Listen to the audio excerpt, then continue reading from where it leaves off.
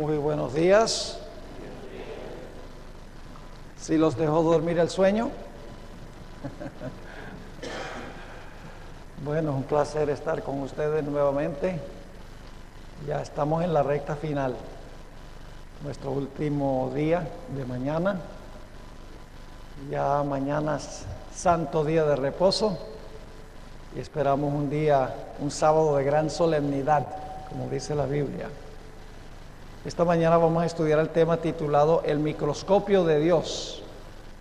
Pero antes de hacerlo, queremos tener una oración para pedir la bendición del Señor. Oremos. Padre, en esta mañana, temprano, antes de que empiece plenamente el bullicio y el ajetreo de la vida, nos acercamos a ti en este lugar para estudiar tu palabra.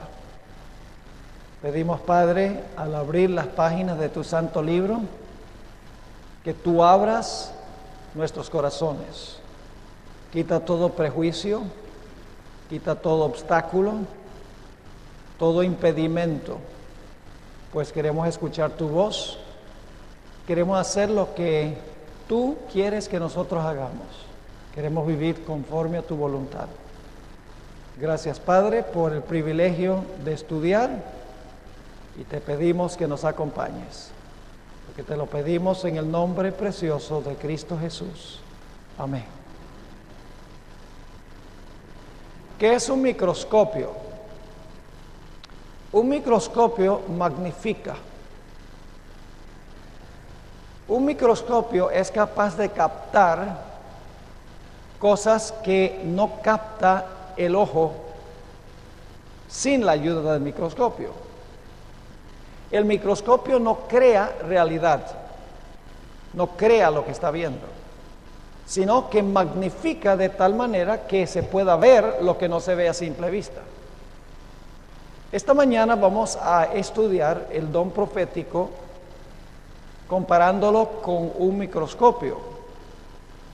En la Biblia hay muchas cosas que están allí, pero que no se mencionan específicamente, pero están allí en principio. Y Dios ha dado una forma en que nosotros podamos discernir o captar esas ideas dentro del marco bíblico con una lupa o con un microscopio. Ahora vamos a comenzar nuestro estudio en 1 de Juan 4:8. 1 de Juan, el capítulo 4 y el versículo 8. Donde se describe el principio fundamental del universo. El principio fundamental del universo. Dice allí, en este texto bien conocido, el que no ama, no ha conocido a Dios, porque Dios es amor. Un versículo muy importante. Pero surge la pregunta, ¿qué es amor? La idea de amor es un principio amplio, abarcante, que necesita una definición más específica. Porque muchas cosas se hacen en nombre del amor. Necesitamos saber un poco más específicamente qué es amor. Y lo que hacemos es ir al libro de Deuteronomio, capítulo 4 y el versículo 13, Deuteronomio 4:13, y notamos aquí que Dios reveló dos grandes principios, donde amplía lo que es amor. El amor tiene una dimensión vertical y una dimensión horizontal. Dice allí en Deuteronomio 4:13, y Él os anunció su pacto, el cual os mandó poner por obra los 10 mandamientos y los escribió en 2 tablas de piedra. Los mandamientos fueron escritos en 2 tablas de piedra. Y nosotros sabemos por qué. Es porque la ley de Dios tiene 2 grandes principios.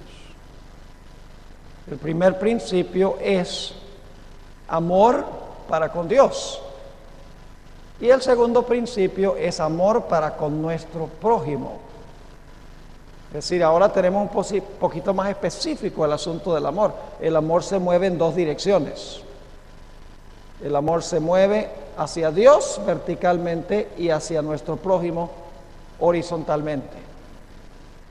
Noten Mateo 22, 35 al 39. Mateo 22, 35 al 39, a donde Jesús habló de estos dos grandes principios. Dice allí, hablando de un joven que viene a Jesús, y uno de ellos, intérprete de la ley, preguntó por tentarle diciendo: Maestro, ¿cuál es el gran mandamiento en la ley? Jesús le dijo: amarás al Señor tu Dios con todo tu corazón y con toda tu alma y con toda tu mente. Este es el primero y grande mandamiento. Primero y grande mandamiento es amar a Dios.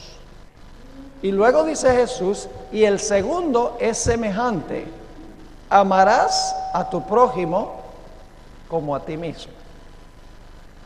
Así que tenemos un poquito más específico el asunto del amor. El amor se mueve en dos direcciones: amor a Dios y amor al prójimo. Pero surge la pregunta: ¿qué significa amar a Dios? ¿Qué significa amar a nuestro prójimo? Preguntas válidas. Ahora sabemos que el amor se divide en dos.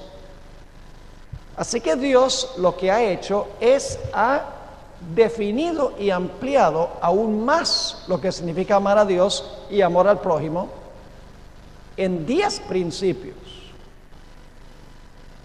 Los 10 mandamientos. Los 10 mandamientos son lo que se llama ley apodíctica. Es una palabra teológica. Significa que son mandamientos que expresan grandes principios, pero no detallan cómo se aplican esos principios a circunstancias específicas. En otras palabras, los 10 mandamientos nos dan principios generales. Y entonces esos principios hay que aplicarlos a circunstancias de la vida diaria. Por ejemplo, el séptimo mandamiento dice: no cometerás adulterio. No define lo que es adulterio, ni nos dice cuáles son las consecuencias de cometer adulterio, ni da ningún ejemplo de adulterio. Sencillamente dice: no cometerás adulterio. Es un principio general, pero no se aplica a circunstancias específicas de la vida. Ahora, los 10 mandamientos definen aún más lo que significa amar a Dios y amar al prójimo. Los primeros 4 mandamientos, que fueron escritos en la primera tabla de la ley, definen más lo que significa amar a Dios. Si amamos a Dios, no vamos a tener otros dioses. Dios no va a tener rivales. Si amamos a Dios, no vamos a hacer imágenes que rebajen nuestro concepto de Dios. No vamos a crear a Dios a nuestra imagen. Ese es el problema con las imágenes. Creamos a Dios a nuestra imagen. Y a Dios no le ha visto nadie jamás. Así que cualquier imagen que nosotros hagamos de algo celestial es una creación humana. Si amamos a Dios, no vamos a inclinarnos ante imágenes que rebajan nuestro concepto de Dios. Si amamos a Dios, vamos a respetar su nombre. Tercer mandamiento: no tomarás el nombre de Jehová tu Dios en vano. Y si amamos a Dios, vamos a pasar todo el día sábado con Él, porque ese es el día para renovar y fortalecer nuestra relación de amor con Jesús, pasando 24 horas con Él. Si lo amamos, vamos a querer pasar el sábado con Él. La primera tabla de la ley entonces define un poco más lo que significa amar a Dios. Los últimos 6 mandamientos definen más lo que significa amar a nuestro prójimo. Si amamos a nuestro prójimo, no vamos a maltratar a nuestros padres, porque ellos son también nuestros prójimos. Honra a tu padre y a tu madre. Si amamos a nuestro prójimo, no lo vamos a matar, vamos a salvar su vida. Si amamos a nuestro prójimo, no vamos a cometer adulterio con su esposa o con su esposo. Si amamos a nuestro prójimo, no vamos a robar lo que le pertenece. Si amamos a nuestro prójimo, no vamos a hablar mal del prójimo, hablar mal testimonio del prójimo, ni vamos a codiciar lo que le pertenece a él o a ella. Es decir, los 10 mandamientos amplían aún más lo que es el amor. Primero, el gran principio, Dios es amor. Luego, 2 principios que se mueven hacia Dios y hacia el prójimo. Luego 10 principios, 4 que definen aún más lo que es amar a Dios y 6 que definen lo que significa amar a nuestro prójimo. Y luego vamos a encontrar que hay otra ampliación, pero antes de eso quiero leer Romanos 13, 9 y 10, donde el apóstol Pablo nos habla de los últimos 6 mandamientos, pero en principio se aplica también a los primeros 4. Dice Romanos 13, 9 y 10, que el amor al prójimo es el cumplimiento de la ley. Dice, no debáis a nadie nada, sino el amaros unos a otros. Porque el que ama al prójimo ha cumplido la ley. Ahora, ¿qué significa amar al prójimo? Bueno, ahora Pablo lo va a describir. Dice, porque no adulterarás, no matarás, no hurtarás, no dirás falso testimonio, no codiciarás y cualquier otro mandamiento. En esta sentencia se resume, amarás a tu prójimo como a ti mismo. El amor no hace mal al prójimo, así que el cumplimiento de la ley es el amor. Amor significa guardar la ley. Pero los 10 mandamientos se amplían aún más en toda la Biblia. La Biblia es una ampliación de los 10 mandamientos. Vayan conmigo, Mateo 22, 40. Mateo 22 y el versículo 40. Después de hablar de los 2 mandamientos que resumen los 10, dice el Señor Jesucristo hablando, de estos 2 mandamientos depende toda la ley y los profetas. Es decir, la Biblia es una ampliación de los 10 mandamientos y los 10 mandamientos son una ampliación de los 2 y los 2 son una ampliación del 1. Por eso, escuchen bien, por eso en la Biblia se nos dice que seremos juzgados por la perfecta ley de la libertad. Pero también Jesús dijo que seremos juzgados por la palabra. Porque la palabra es una ampliación de los 10 mandamientos. La Biblia lo que hace es tomar los 10 mandamientos y aplica esos principios grandes a circunstancias específicas de la vida. Tomemos, por ejemplo, el mandamiento no cometerás adulterio. Como un ejemplo, un gran principio. No se define qué es adulterio, las consecuencias del adulterio, el castigo por el adulterio. Sencillamente es un gran principio, dice, no cometas adulterio. Pero el resto de la Biblia amplía el significado de este mandamiento. Ahora les voy a resumir porque no tenemos tiempo de leer todos los textos. El Señor Jesucristo lo amplió diciendo que cualquiera que mira a una mujer para codiciarla, adulteró en su corazón. Eso no lo dice el mandamiento. Pero Jesús amplía, la Biblia amplía. Si uno lee la Biblia se da cuenta que el divorcio y el recasamiento, al menos que haya adulterio involucrado, la persona adultera. Eso no lo dice directamente el mandamiento. La historia de David ilustra las terribles consecuencias del adulterio. Amplía el mandamiento, no cometerás adulterio. Muestra lo que sucede cuando se comete adulterio. Las consecuencias son terribles. Y demuestra también cuál es el castigo por el adulterio. Este mandamiento, cuando uno ve lo que dice la Biblia, prohíbe el incesto. 1 Corintios 5, 1 al 5. En realidad este mandamiento prohíbe todas las aberraciones sexuales.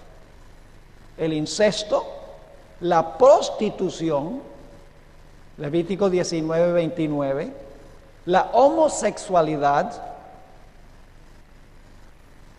la fornicación y la lascivia. La lascivia son aberraciones sexuales. En otras palabras, lo que hace la Biblia es ampliar y especificar y definir más lo que significa cada uno de los mandamientos. La Biblia es lo que se llama ley casuística, porque tiene que ver con casos específicos. Los mandamientos son tomados y aplicados a casos específicos. ¿Están entendiendo? Es decir, la Biblia es una ampliación de los 10 mandamientos. Pero ahora quiero compartir con ustedes que Dios ha dado una ampliación final. No le ha añadido a la Biblia, sino que ha tomado los principios de la Biblia y los ha ampliado aún más, aplicándolos a circunstancias específicas de hoy que no existían en los tiempos bíblicos. Porque hay cosas que existen hoy en la sociedad que no existían en tiempos bíblicos. La televisión no existía. El internet no existía.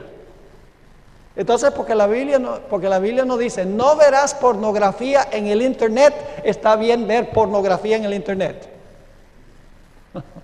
Algunos arguyen así.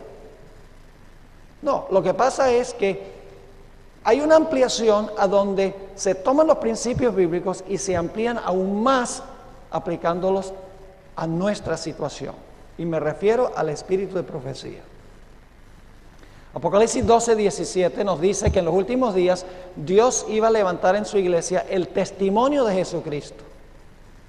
Dice allí en Apocalipsis 12 y el versículo 17: entonces el dragón se llenó de ira contra la mujer y se fue a hacer guerra contra el resto de la descendencia de ella, los cuales guardan los mandamientos de Dios y tienen el testimonio de Jesucristo. La iglesia del Señor va a tener el testimonio de Jesucristo en los últimos días, y eso va a enojar al dragón. Ahora, ¿qué es el testimonio de Jesucristo? Apocalipsis 19, 10 son textos muy bien conocidos. Aquí Juan se arrodilla delante de un ángel y el ángel le dice, no te arrodilles. Dice, mira, no lo hagas. Yo soy consiervo tuyo y de tus hermanos que tienen el testimonio de Jesús. Adora a Dios porque el testimonio de Jesús es el espíritu de la profecía.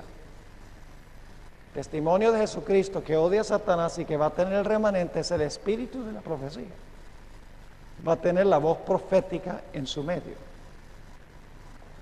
Ahora, ustedes leen la Biblia, van a encontrar que la Biblia, hay ciertas prácticas que la Biblia específicamente no prohíbe. Por ejemplo, la Biblia no menciona nada como pornografía directamente, ni menciona la minifalda, ni menciona tampoco específicamente una práctica, y todos somos adultos aquí, la masturbación. Hay varias cosas que la Biblia no menciona específicamente. La Biblia no menciona el cigarrillo, ni la cocaína. Entonces, como la Biblia no menciona nada de estas cosas, está bien participar de ellas. ¿Les parece? No. Pero algunos usan la excusa de que como la Biblia no lo especifica, está bien hacerlo. Pero lo que hace el espíritu de profecía es que toma los principios y los aplica a ciertas cosas que no existían en los tiempos bíblicos, pero que sí es un problema hoy. Quiero leerles una cita que leí ya en una mañana anterior, donde Elena White explica la función de sus escritos. Ella dice esto: la palabra de Dios basta para iluminar la mente más oscurecida. La palabra. Y puede ser entendida por los que tienen deseos de comprenderla. Pero no obstante todo esto, Algunos que profesan estudiar la palabra de Dios se encuentran en oposición directa a sus más claras enseñanzas. Entonces, para dejar a los hombres y a las mujeres sin excusa, Dios da testimonios claros y señalados, a fin de hacernos volver a la palabra que no han seguido. Son para volver a la palabra que no han seguido. La palabra de Dios abunda en principios generales para la formación de hábitos correctos de vida. Y los testimonios generales y personales han sido calculados para atraer su atención más especialmente a esos principios.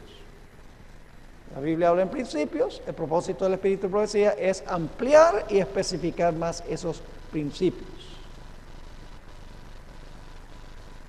Vamos ahora a tomar varios ejemplos.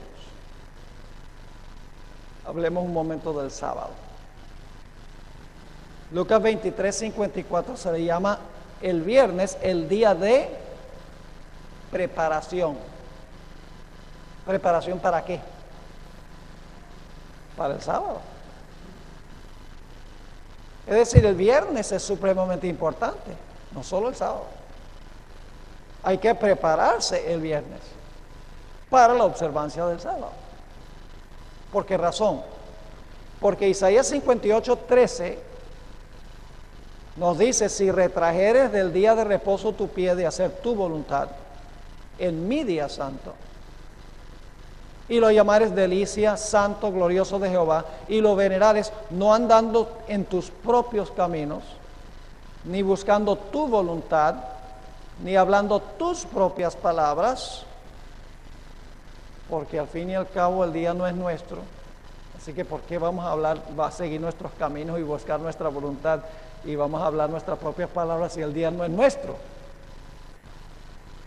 Dice: entonces te deleitarás en Jehová, y yo te haré subir sobre las alturas de la tierra, y te daré a comer la heredad de Jacob tu padre, porque la boca de Jehová lo ha hablado. Todo el día sábado, cada segundo del día sábado pertenece a Dios. Por eso tenemos que prepararnos y estar listos para observar todo el sábado completo. Ahora quiero leerle una cita de la hermana White, donde ella amplía lo que significa prepararse. En la revista Señales de los Tiempos, mayo 25, 1882, dice ella que cada familia adventista del séptimo día honre a Dios por una obediencia estricta a la ley. Se les debe enseñar a los hijos a respetar el sábado. En el día de la preparación, la ropa debe plancharse, los zapatos deben pulirse y el baño debe tomarse. Ah, pero eso no está en la Biblia. Cierto que no está en la Biblia, pero el principio está. Que no debemos hacer lo nuestro el sábado. Sigue diciendo, ahora escuchen por qué es necesario hacer esto: planchar, pulir los zapatos, bañarse antes del sábado. Dice: luego, en torno del altar familiar, todos deben reunirse para darle la bienvenida al día santo de Dios, así como esperan ansiosamente la llegada de un querido amigo. No debemos estar correteando a última hora. Debemos estar en paz y serenidad y calma para recibir el sábado. Debemos cuidar los bordes del sábado, en otras palabras. Dice, ¿dónde está esa idea de que hay que cuidar no solamente el sábado, sino las orillas o los bordes del sábado? Vamos a Nehemías 13:19. Ahí está el principio. Nehemías 13 y el versículo 19 tiene el principio. Después del cautiverio estaban yendo los vendedores a las puertas de Jerusalén para vender su mercancía, y algunos judíos estaban saliendo y comprando en sábado. Ahora fíjense lo que dijo Nehemías. Nehemías no dijo: cuando se ponga el sol, cierren las puertas para que la gente no salga a comprar. No. Dice en Nehemías 13:19, sucedió pues que cuando iba oscureciendo a las puertas de Jerusalén antes del día de reposo, dije que se cerrasen las puertas y ordené que no las abriesen hasta después del día de reposo. Y puse a las puertas a algunos de mis criados para que en el día de reposo no introdujeran carga. Cerró las puertas antes del sábado, cuando iba oscureciendo. Ahora, fíjense lo que dice el Espíritu de Profecía, Testimonios para la Iglesia, tomo 6, páginas 356. Debemos guardar celosamente los bordes del sábado. Acuérdese que, ahora viene la razón, acuérdese que cada momento está consagrado y es tiempo santo. Cuando es posible, los patrones deben darles la tarde libre a sus obreros desde el mediodía hasta que comience el sábado. Concédales tiempo para prepararse a fin de que puedan darle la bienvenida al día del Señor con una mente serena. ¿Les suena eso muy descabellado? ¡Qué locura! Eso no lo dice la Biblia. La gente dice, no, eso no es nada descabellado. Tenemos que estar listos y tranquilos para recibir la visita del Señor en su santo día. El principio está en la Biblia, de cerrar las puertas de Jerusalén antes del sábado para que la gente no esté comprando y vendiendo a última hora. La hermana White amplía y especifica algunas cosas que debemos hacer antes de que llegue el sábado: pulir los zapatos, tomar el baño, a preparar la comida, etcétera, para no estar corriendo a última hora, para que podamos estar serenos y calmados para recibir el sábado. Vamos a otro ejemplo. ¿A dónde dice la Biblia no irás al cine? ¿Alguien quiere darme un versículo que dice no irás al cine? No lo van a encontrar. Algunos dicen, como la Biblia no dice no irás al cine, está bien ir. Ahora yo pregunto, en principio la Biblia condena el ir a ver películas de Hollywood que están llenas de inmoralidad, llenas de espiritismo, llenas de violencia. La Biblia en principio prohíbe eso, aunque no lo menciona específicamente. Claro. Vamos a leer algunos versículos. Romanos 12:2. Aquí están los principios. Romanos 12 y el versículo 2. Dice, no os conforméis a este siglo, sino transformaos por medio de la renovación de vuestro entendimiento, para que comprobéis cuál sea la buena voluntad de Dios, agradable y perfecta. No os conforméis a este mundo, dicen algunas versiones. 2 Corintios 3:18 tiene un principio muy importante. Dice, por tanto nosotros todos, mirando a cara descubierta como un espejo la gloria del Señor, somos transformados de gloria en gloria en la misma imagen. Hermanos y hermanas, somos lo que contemplamos.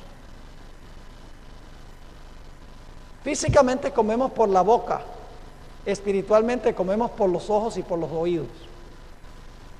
Somos lo que dejamos entrar por los oídos y por los ojos.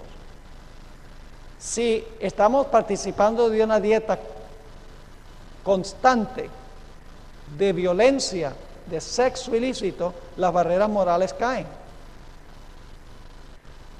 Eso es claro. Pero contemplando a Jesús somos cambiados a la imagen de Él. Y yo quiero decirles, no hay una película de Hollywood hoy en día que valga la pena ver. Y algunos dicen, es un extremista, es exagerado. Créanme, hay toda clase de mensajes subliminales. Dice, bueno, por ejemplo, La Pasión del Cristo, es una película religiosa. Pero si ustedes miran con cuidado esa película, ustedes van a encontrar que el énfasis de esa película ni siquiera es sobre Jesús, es sobre María, subliminalmente.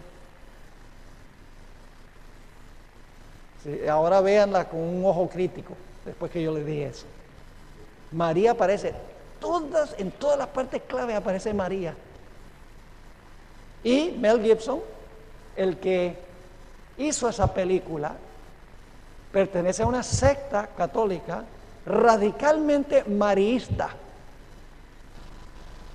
Fue a propósito. Y eso entra subliminalmente en la mente y nos impacta y nos afecta. Filipenses 4:8 dice: por lo demás, hermanos, todo lo que es verdadero, todo lo que es honesto, todo lo que es justo, todo lo que es puro, todo lo que es amable, todo lo que es de buen nombre, si hay virtud alguna, si algo digno de alabanza, en esto pensad. En eso debemos enfocar nuestros pensamientos. Ahora, la hermana White hace explícito lo que la Biblia deja implícito. En el Hogar Adventista, página 469, dice ella: entre los más peligrosos lugares del placer se cuenta el teatro. En la época de la hermana White era el cine en vivo, con actores, pero el principio es el mismo. Dice: en vez de ser una escuela de moralidad y virtud, como se pretende a menudo, es el semillero de la inmoralidad. Estas diversiones fortalecen y confirman los hábitos viciosos y las inclinaciones pecaminosas. Importante eso. Estas diversiones fortalecen y confirman los hábitos viciosos y las inclinaciones pecaminosas. Los cantos viles, los ademanes, las expresiones y actitudes lascivas depravan la imaginación y degradan la moral. Todo joven que asista habitualmente a estos espectáculos se corromperá en sus principios. No hay en nuestra tierra influencia más poderosa para envenenar la imaginación, destruir las impresiones religiosas y embotar el gusto por los placeres tranquilos y las sobrias realidades de la vida que las diversiones teatrales. El amor por estas escenas aumenta con cada asistencia, como el deseo de bebidas embriagantes se fortalece con su consumo. En otras palabras, desarrolla un hábito, un vicio. La única conducta segura consiste en huir del teatro, del circo y otros lugares dudosos de diversión. Explícito y claro. Y algunos dicen que cuando la hermana White escribió eso, era una fanática. No, la hermana White quería proteger la moral de los jóvenes de la iglesia. Y ella sabía que exponiendo la mente a este tipo de cosas lo que hace es corromper los principios morales.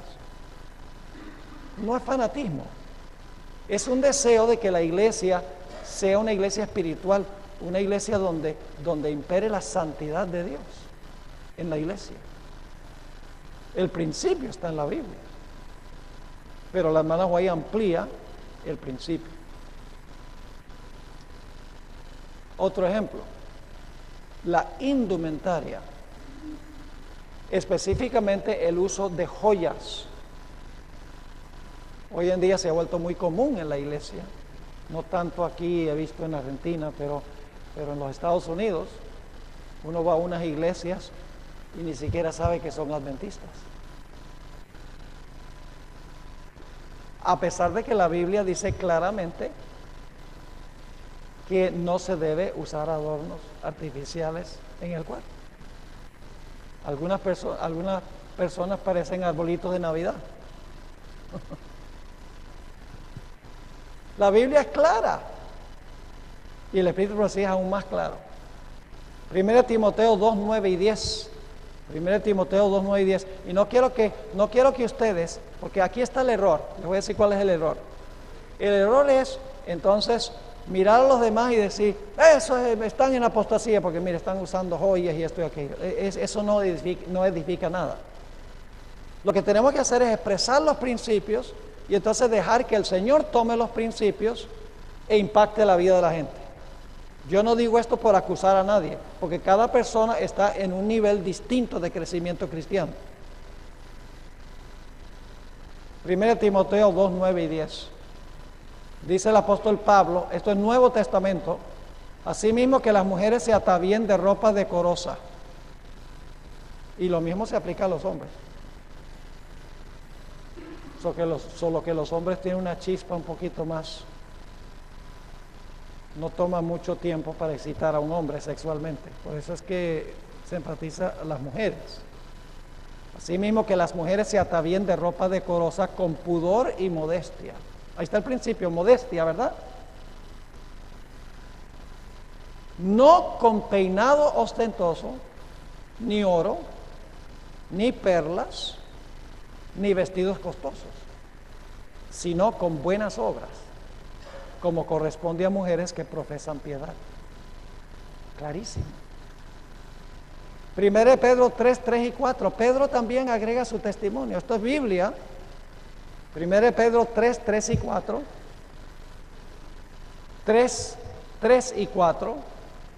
Dice, vuestro atavío no sea el externo de peinados ostentosos, de adornos de oro o de vestidos lujosos, sino que vuestro atavío sea el interno, el del corazón, en el incorruptible ornato, es decir, el incorruptible adorno de un espíritu afable y apacible que es de grande estima delante de Dios. ¿Es claro? ¿Es clara la Biblia? Clarísimo. La hermana White es aún más clara. La hermana White está hablando de un evangelista de apellido Simpson que predicaba el mensaje. Yo estuve en Cuba, muy interesante, estuve en Cuba hace varios años en Guantánamo, en una campaña evangelística, y prediqué un sermón que no tenía nada que ver con joyas, era un llamado para aceptar a Cristo como Salvador personal. Y una jovencita, cuando hice el llamado, se veía que había quedado profundamente impactada por el mensaje, que no toqué la indumentaria ni nada, solamente una invitación para recibir a Jesús.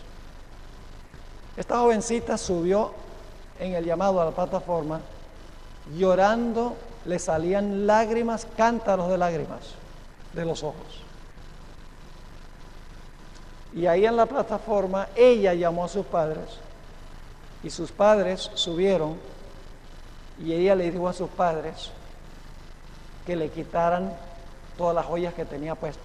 Tenía collares y tenía brazaletes y tenía zarcillos. Yo no había dicho nada que hiciera eso, pero ella le pidió a sus padres. Después, hablando con ella, descubrí que ella se había ido de la casa en rebelión contra sus padres por las normas elevadas que tenían sus padres en la casa. Y al hacer el llamado a recibir a Cristo, ella misma dijo, yo tengo que despojarme de estas señas de rebelión. Y le dijo a los padres que se los quitaran. Yo tengo fotos de esa ocasión. Es impresionante.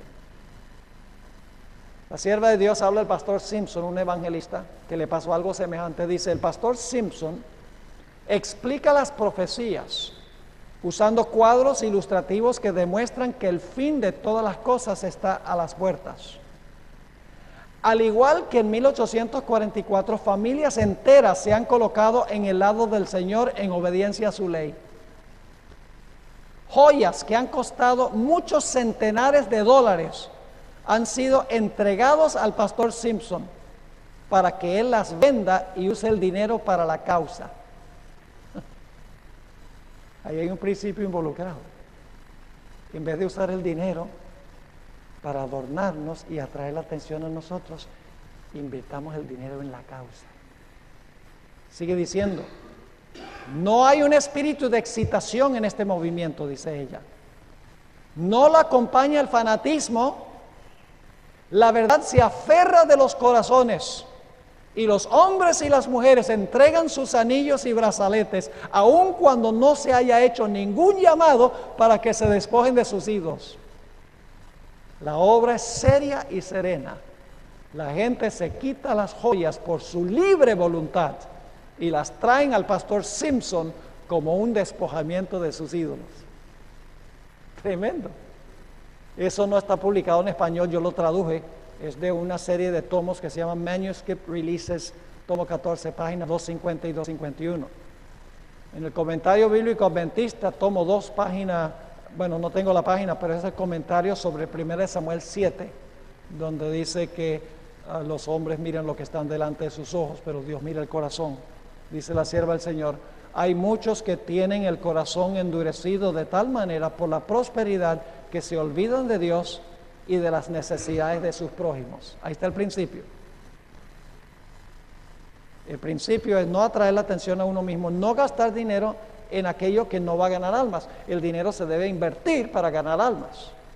Sigue diciendo, algunos cristianos profesos se adornan con joyas, encajes, atavíos costosos, mientras que los pobres del Señor sufren porque les falta lo indispensable para la vida. Ahí está el principio. Falta de amor al prójimo.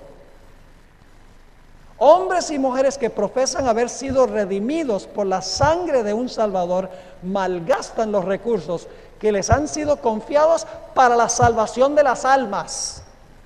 Ahí está el principio, amor al prójimo. Y luego a regañadientes dan sus ofrendas como una limosna para propósitos religiosos, y lo hacen liberalmente solo cuando les proporciona honor. Los tales son idólatras. Palabras fuertes. ¿Dónde dice la Biblia no fumarás? La Biblia no dice no fumarás, así que se puede fumar. ¿Sabe? Una vez estaba escuchando yo un programa por radio, era un programa no adventista, y había un pastor que estaba contestando las preguntas de la gente que llamaba directamente, y me quedé aterrado. El pastor que estaba contestando las preguntas recibió una llamada, y el que hizo la llamada dice: pastor, yo tengo dos preguntas. Número uno, ¿es pecado fumar? Y número dos, ¿me va a mandar Dios al infierno por fumar? Entonces dice: voy a colgar para escuchar su respuesta. Me aterró no solo las preguntas, sino me aterró la respuesta. Porque el pastor dijo: mire, en cuanto a su primera pregunta, no es pecado fumar, porque no encuentra ningún versículo en la Biblia que dice no fumarás. Dice: y en cuanto a si va a ir al infierno por fumar, no, más rápido llega al cielo. Claro, porque se va a morir por fumar, ¿no? Créanme que no estoy inventando esta historia, es verdad. Un ministro. En ninguna parte de la Biblia dicen no fumarás, no tomarás café. ¿Sabes? Lo interesante es que hubo un tiempo en que los adventistas ni se les ocurría tomar café. Pero hoy en día el café se ha convertido.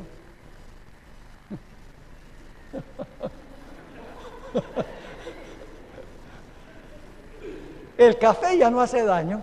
La cafeína ya no hace daño.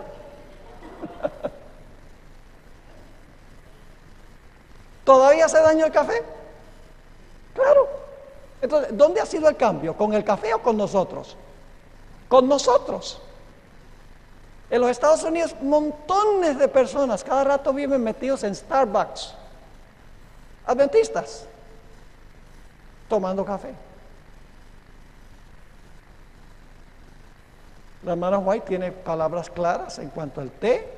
No estoy hablando de los tés aromáticos, esos que se beben como el té de manzanilla, etcétera, pues eso no tiene cafeína. Estoy hablando del té que tiene cafeína. Fíjense lo que dice la sierva del Señor, el Evangelismo 197. Dios ha escrito su ley en todo nervio y músculo, en toda fibra y función del cuerpo humano. La complacencia del apetito antinatural, ya sea por el té, el café, el tabaco o el alcohol, es intemperancia y se halla en guerra contra las leyes de la vida y de la salud.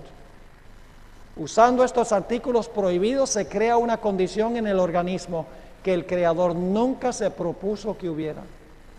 Está esta complacencia en cualquiera de los miembros de la familia humana es pecado. El comer alimentos que no producen buena sangre es obrar en contra de las leyes de nuestro organismo físico y en violación de la ley de Dios. Yo pregunto, ¿hay principios en la Biblia que prohibirían tomar té y café y fumar cigarrillos? ¿Hay principios? Sí. Lo que dice la hermana White, ella especifica cosas que no existían en los tiempos bíblicos, pero el principio se aplica, el principio está ahí. ¿Cuál es el principio? Le menciono rápidamente. No matarás. Ese versículo nos dice, no matarás rapidito. También se incluye a matarse lentamente a través del cigarrillo o hábitos de salud malos. No matarás, no matarás. No significa sacar una pistola y matar a alguien. Significa que si yo me estoy matando lentamente, estoy violando ese mandamiento. Además, el apóstol Pablo dice que nosotros somos templo del Espíritu Santo. Y el que destruye el templo, Dios lo destruirá a él. Si pues comemos o bebemos o hacemos otra cosa, hacedlo todo para gloria de Dios. Ahí están los principios bíblicos. Ahora permítame tocar un tema controversial. Hay dos controversiales. Este es controversial en Argentina. El consumo de carne. Esta es hora de irse.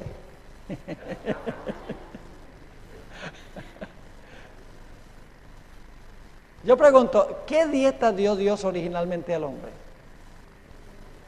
Génesis 1:29. Y dijo Dios, he aquí que os he dado toda planta que da semilla, que está sobre la tierra, y todo árbol en que hay fruto y que da semilla, os serán para comer. Varios me han invitado esta semana para comer.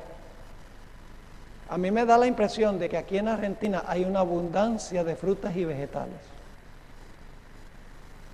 Esa es la impresión que yo me he llevado por la comida que me han servido. Delicioso. Berenjena, zanahoria, remolacha, lechuga, mejor dicho. Y fui a Granix allá a comer, antier. Óigame, hermanos y hermanas, eso, uno no sabe qué comer ahí. Es abundante, es espectacular. Yo he estado en muchos países, yo no conozco un restaurante adventista como ese. Dios nos ha dado una tremenda variedad de alimentos sanos. Ahora, algunos dicen, pero pastor Bor, mire, Dios permitió comer carnes limpias. Y no lo niego. En Deuteronomio 14 y Levítico 11 se dice claramente que hay ciertas carnes que se pueden comer, o se podían comer. Pero la Biblia también dice que para comer la carne había que sacarle la grasa y la sangre. Eso es lo que nos olvidamos a veces. Yo digo, sí puedes participar de eso, pero sin sangre y sin grasa. Y claro, si se le saca la grasa y la sangre, ya no tiene gracia.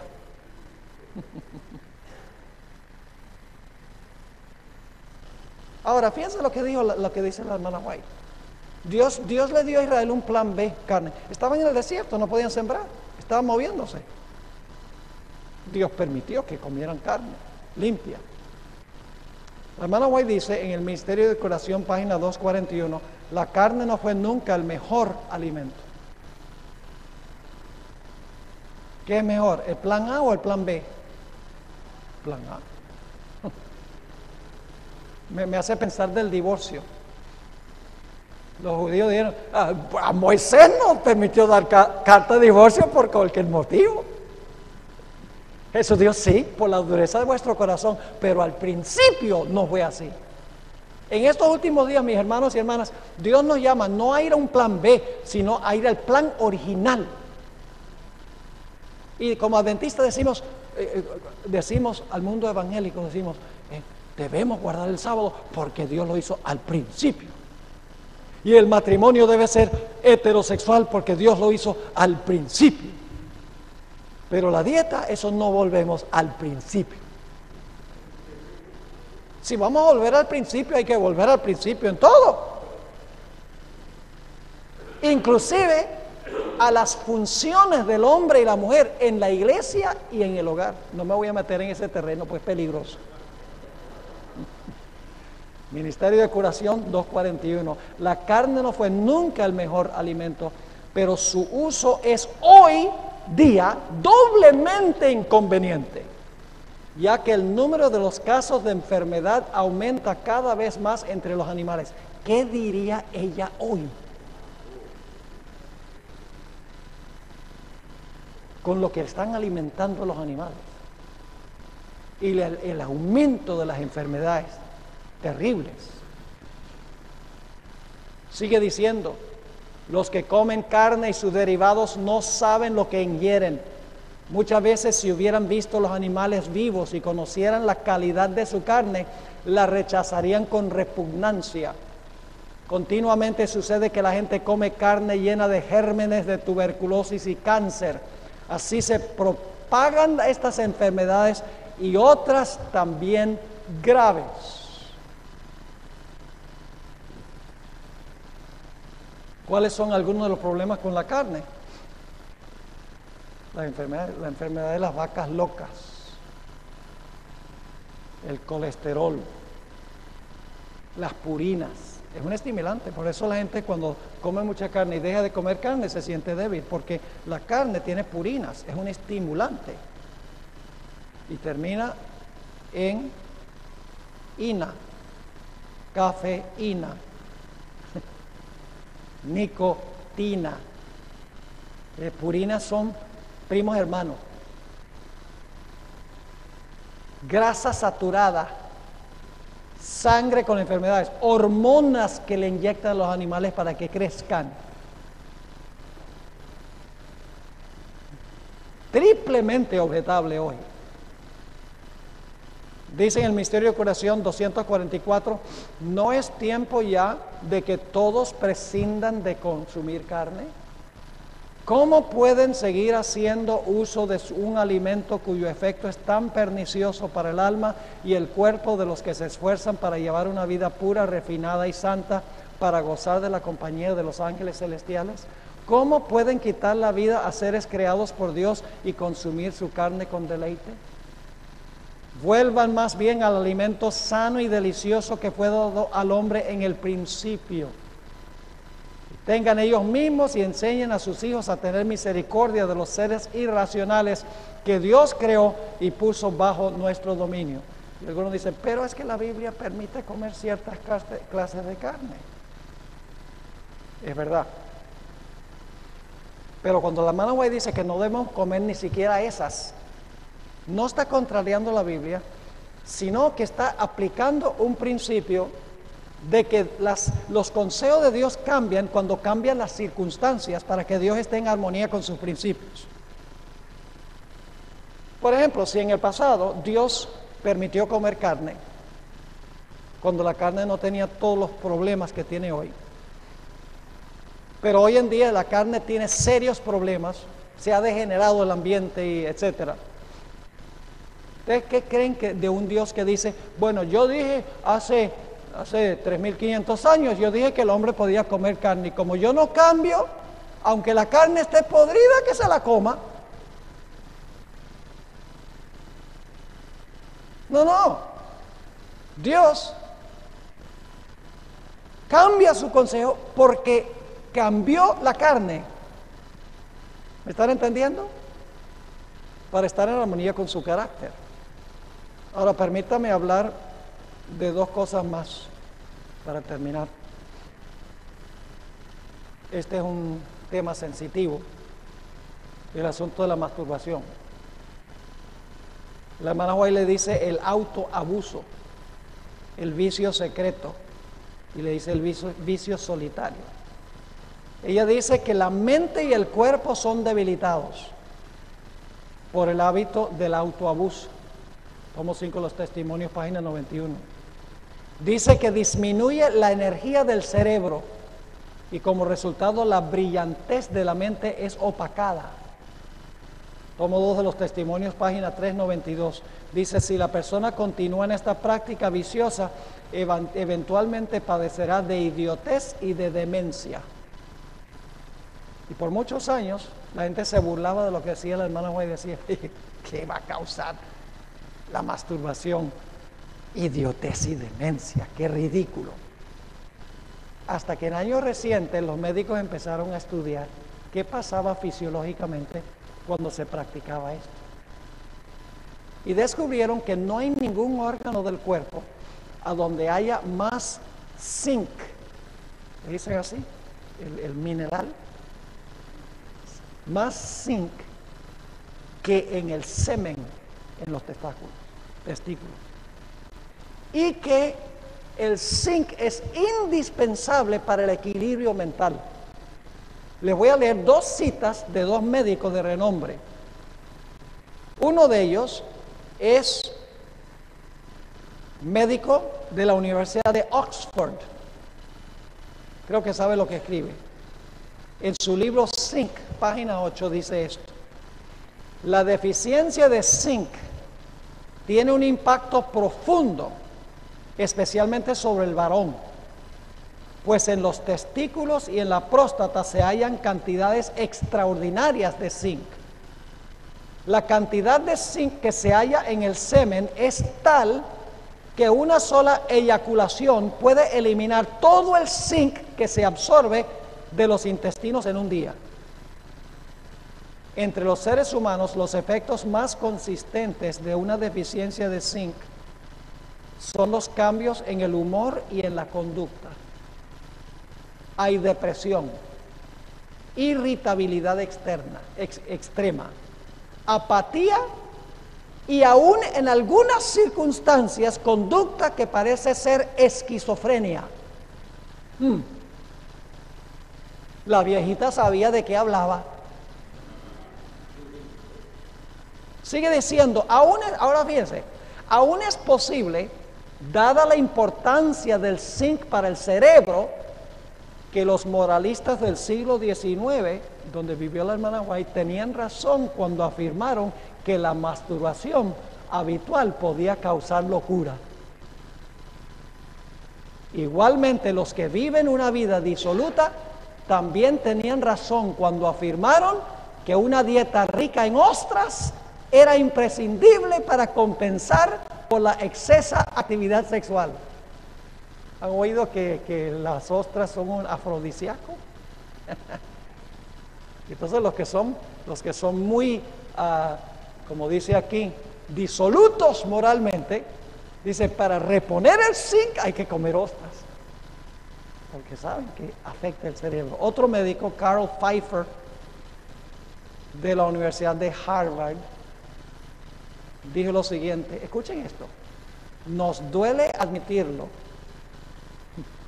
pero la realidad es que en un adolescente que tiene una deficiencia de zinc, la excitación sexual y la masturbación excesiva podría precipitar la locura. Tenía razón el espíritu de profecía. Elena White no sabía las razones fisiológicas, así como no sabía por qué era malo comer un exceso de sal. Dice, el hombre necesita algo de sal. Dice, no se me ha explicado por qué, pero les digo lo que me dijo el Señor. Y hoy se ha descubierto que la sal es esencial, pero no en exceso. Último punto, las bicicletas. La gente siempre usa la bicicleta contra la hermana White. ¡Ah, qué mujer tan descabellada! Que no podemos comprar una bicicleta. ¡Qué ridículo! Lo que pasa es que no toman en cuenta las circunstancias históricas y por qué ella dijo eso. Los principios hoy todavía se aplican, pero las circunstancias no son las mismas. Fíjense lo que dijo de la bicicleta y ustedes me van a decir, vamos a buscar los principios. En vista de la terrible, esto se encuentra en Testimonios para la Iglesia, tomo 8, páginas 51 y 52, dice, en vista de la terrible crisis que está justo ante nosotros, ¿qué están haciendo los que profesan creer la verdad? Mi guía me llamó y me dijo, sígueme, y me mostró cosas que estaban ocurriendo entre el pueblo de Dios, que no estaban en armonía con su fe. Parecía haber una manía por bicicletas, una manía. Se gastaba dinero. ¿Saben que una bicicleta en ese tiempo costaba lo que cuesta hoy lo que costaba una casa? Carísimas las bicicletas. Se gastaba dinero para gratificar un entusiasmo en esta dirección que se hubiese podido invertir mejor, mucho mejor en la construcción de iglesias que tanto se necesitan. Ahí está el principio moral. Se me presentaron cosas muy extrañas que estaban ocurriendo en Battle Creek. Una influencia hechizadora parecía pasar como una ola sobre nuestro pueblo y vi que otras tentaciones seguirían en su estela. Satanás obra con intensidad de propósito para inducir a nuestro pueblo a invertir tiempo y dinero en gratificar lo que supuestamente quieren. Está involucrado el uso del tiempo y el uso del dinero. Sigue diciendo, esta es una especie de idolatría. Hay algunos que están luchando por la supremacía, porque estaban compitiendo, cada uno tratando de comprar una mejor bicicleta y echando carreras y matándose en las bicicletas, según el testimonio de los que vivieron en esa época. Hay algunos que están luchando por la supremacía, cada uno procurando sobrepujarse al otro en la velocidad de sus bicicletas. Hoy no tenemos ese problema. Dice, había un espíritu de lucha y contención entre ellos sobre quién había de ser el mayor. ¿Ven los principios involucrados? Ahora, hoy en día la hermana White, si escribiera, estaría escribiendo sobre los carros que manejamos y sobre la ropa que vestimos, queriendo cada uno relucir más que el otro. Los principios se aplican, aunque hoy en día la bicicleta ya no es un asunto de contención. Algunos, por ejemplo, critican a la hermana White, la hermana White dijo que una peluca puede causar locura. Y la hermana White escribió que una peluca puede causar locura. Sí, qué locura lo que dice ella. Pero cuando uno examina cómo se usaban pelucas en esa época, para pegarse a la cabeza usaban un montón de químicos que penetraban a la cabeza y de verdad enfermaban a la gente. Lo que pasa es que la gente no toma en cuenta las circunstancias, sencillamente toma lo que dice, hoy en día la gente se pone una peluca y no se la pega nada, pero en esa época lo que ella dijo tenía perfecto sentido. ¿Saben qué? Último punto, en la Biblia también hay consejos que hay que tomar los principios. ¿Recuerdan? El apóstol Pablo habló de los miembros de iglesia que estaban comprando carne que fue ofrecida a los ídolos. La carne se había usado, los animales se habían sacrificado en los templos paganos, y entonces la carne, después de ofrecerse a los ídolos, entonces llevaban la carne al mercado para venderla, y algunos cristianos iban al mercado y compraban la carne que había sido ofrecida a los ídolos. Y algunos miembros de la iglesia, su fe era afectada por eso. Es decir, se ofendían porque algunos criticaban a esos cristianos que estaban yendo y comprando la carne, porque ellos creían que la carne se contaminaba con la idolatría. Y el apóstol Pablo les escribió a estos cristianos que estaban comprando la carne, les digo, miren,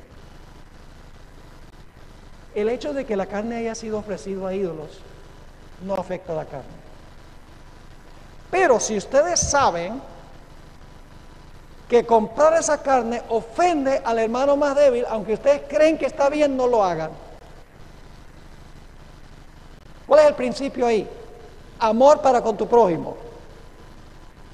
Hoy en día no tenemos ese problema en la iglesia de carne ofrecida a los ídolos.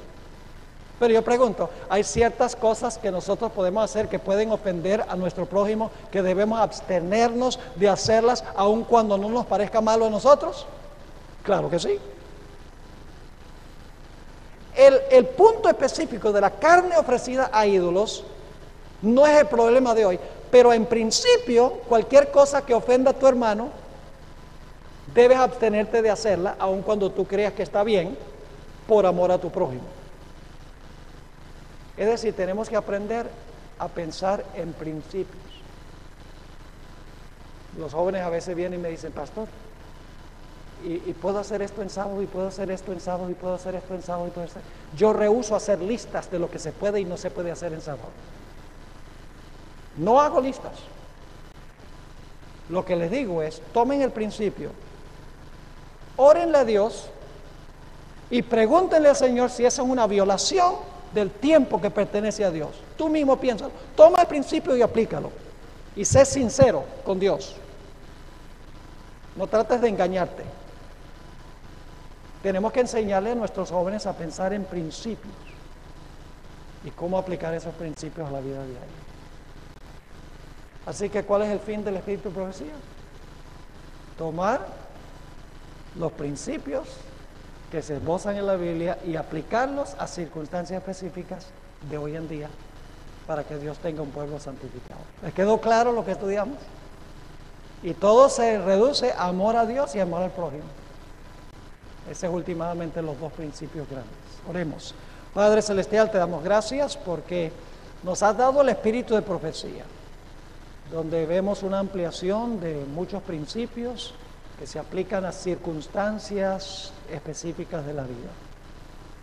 Te pedimos, Señor, que nos deje un corazón tierno, un corazón suave, que esté dispuesto de tomar los principios y aplicarlos a la vida práctica. Quita la rebeldía del corazón. Ayúdanos, Señor, no a justificar lo que no tiene justificación. Ayúdanos, Señor, a escuchar tu voz y a obedecer tu palabra, porque lo que tú dices siempre es lo mejor para nosotros. Gracias, Padre, por habernos acompañado y por acompañarnos durante este día, porque te lo pedimos en el nombre de Jesús. Amén.